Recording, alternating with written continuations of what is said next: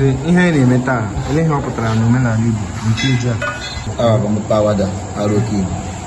Ikeji ARO bileta, ya bapala AWADA ta. Ya me madile de bakata. Ba ya o mato se na ba ila ya. Madile na ba ile na ba o moto. Me o moto se. Itori gene ba o moto se ba na bule. Eta di che mbo ko na aga. So, aba para AWADA ta. Ikeji ARO bileta ko na ta ma. As a promise-keeping station, we are here again. Your TV station, your best TV station that is committed in bringing to you the event of Ikeji Arochukwu Kingdom. Few days ago, we took you through an event called Okpo is AWADA.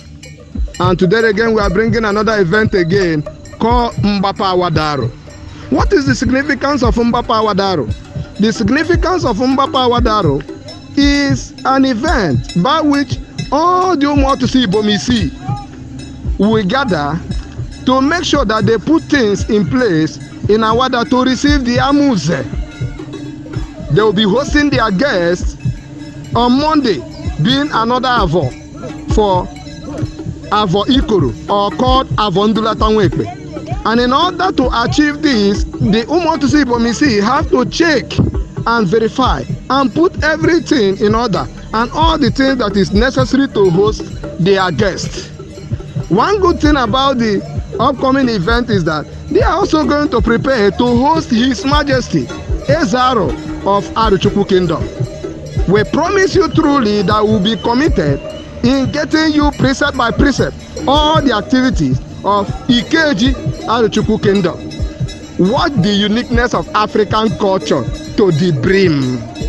I am reporting from Adamazi TV. I am Totin Meregene Charles.